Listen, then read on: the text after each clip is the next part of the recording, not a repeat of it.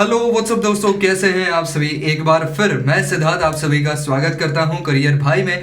दोस्तों यहाँ पर मैं आज जो आपको सामने रखने वाला हूं जो इन्फॉर्मेशन वो ये है कि अकाउंटेंट और जूनियर अकाउंटेंट में फ़र्क क्या होता है। अब इसके अंदर बहुत ज़्यादा फ़र्क तो नहीं होता है, लेकिन जो मैंने वीडियो बनाया था कि अकाउंटेंट की जॉब रिस्पॉन्सिबिलिटीज़ क्या क्या हैं, उनके ऊपर बहुत सारे लोगों ने कमेंट सेक्शन में ये पूछा था कि भाई फिर जूनियर अकाउंटेंट का काम क्या होता है और वो कैसे डिफरेंट होता है। तो इसको डिफाइन करने के लिए ही ये वीडियो जो है वो मैं स्पेशली बना रहा हूँ कि आखिर इनके कामों में क्या डिफरेंस होता है और क्या वाकई में इतना बड़ा डिफरेंस है कि ये दो अलग अलग पोस्ट जो है वो क्रिएट की गई हैं। तो दोस्तों इसके बारे में हम चर्चा करने वाले हैं, लेकिन आगे बढ़ने से पहले हमेशा की तरह अगर आप इस चैनल पर नए हैं, अब तक आपने सब्सक्राइब नहीं किया हुआ है, तो भाई अब और इंतजार मत कीजिए। अगर आपको ऐसे ही इंफॉर्मेटिव वीडियो सबसे पहले देखने हैं तो चैनल को जरूर सब्सक्राइब कर दीजिए। तो चलिए शुरू करते हैं। तो एक मैं आपको चीज़ सबसे पहले बता दूं कि यहाँ पर इनकी जो ड्यूटीज़ होती है उनमें स्लाइट डिफरेंस ही होता है। अब जो सीनियर अकाउंटेंट है या अकाउंटेंट सुपरवाइजर है, तो वो जो है वो जो भी काम हो रहे हैं उनके ऊपर सुपरवाइज करता है। क्यों करता है? क्योंकि उसके पास उन सभी कामों को करने का अच्छा खासा एक्सपीरियंस है। वो 4 कंपनियों में काम कर चुका है, उसको इसकी पूरी एक प्रोसीजर कैसे जाती है ये सब कुछ उसको पता है, उसका एक शेड्यूल पता है। इसकी वजह से वो अपर पोजीशन पर है, वो इन सारी चीज़ों के ऊपर नज़र रखता है कि सारी चीज़ें ठीक तरीके से हो पा रही हैं, नहीं हो पा रही हैं, किसी में खामी रह रही है तो क्या रह रही है, ये उसका काम है। अब जूनियर अकाउंटेंट का काम क्या है? तो सबसे पहली बात तो जो फाइनेंशियल स्टेटमेंट्स बनाए जाते हैं उनके अंदर असिस्ट करना, ये इनका काम है।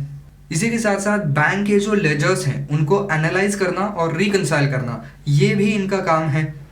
इसी के साथ साथ जो आपके एक्सपेंसेस हैं उन सभी की जो एक पूरी हम कहें कि अकाउंट बनती है या उसकी जो एक स्टेटमेंट आती है उसको प्रिपेयर करना, ये भी इनका काम है।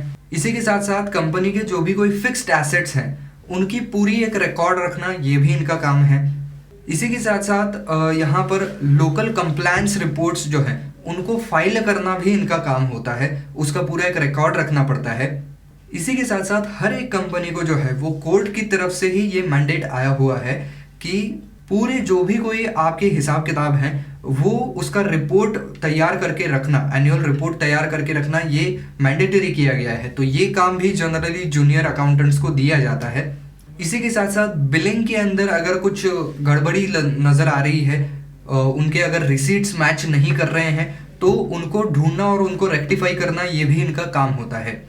तो बेसिकली क्या है कि ये एक्सपीरियंस का खेल ज़्यादा है। कई ऐसी कंपनीज हैं जो कि साइज में उतनी ज़्यादा बड़ी नहीं है, तो यहाँ पर ये जो जूनियर अकाउंटेंट के काम है वो भी नॉर्मल अकाउंटेंट ही करते हैं, क्योंकि उनके यहाँ पर जूनियर अकाउंटेंट, सीनियर अकाउंटेंट या junior accountant and accounting supervisor ऐसे पोस्ट एग्जिस्ट ही नहीं करते हैं।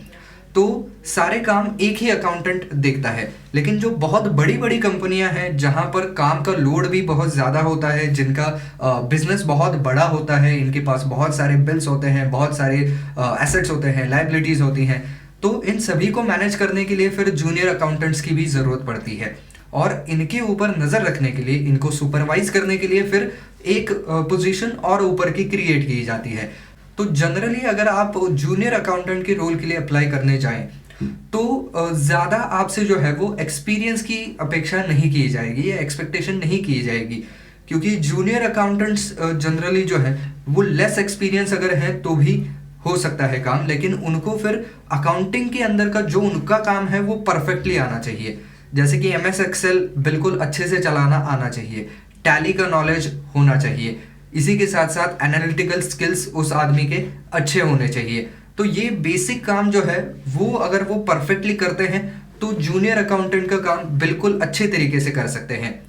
और जैसे जैसे आपका एक्सपीरियंस बढ़ता जाएगा आपकी वहाँ पर जो है वो हायर पोस्टिंग भी हो ही जाएगी, यानी कि आपको प्रमोशन मिल ही जाएगा। सो आप ये कह सकते हैं कि आपको अगर सीनियर अकाउंटेंट बनना है तो this is the stepping stone, यहाँ से आप शुरुआत कर सकते हैं। अनलेस एंड अनटिल अगर आपने 4-5 कंपनियों में जूनियर अकाउंटेंट का काम किया हुआ है, आपको फिर वो काम का पूरा एक्सपीरियंस आ जाता है, फिर आप किसी 5वें कंपनी में जो है वो जाकर के एक्चुअल सीनियर अकाउंटेंट के लिए भी अप्लाई कर सकते हैं, क्योंकि आपने ये सारे काम किए हुए हैं और इन्हीं कामों को जो है वो सुपरवाइज करना होता है कि काम किस तरीके से हो रहा है, क्या हो रहा है।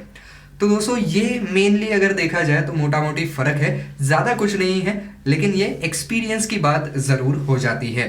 तो बस दोस्तों आज के वीडियो में बस इतना ही। आई होप ये वीडियो आपको पसंद आया होगा, काम का लगा होगा। तो दोस्तों अगर वीडियो पसंद आया है तो लाइक ज़रूर कर दीजिएगा, ज़्यादा से ज़्यादा शेयर कर दीजिएगा। आपके कुछ सवाल हैं इसके बारे में, कुछ सजेशन है तो कमेंट बॉक्स आपके लिए हमेशा ही खुला है।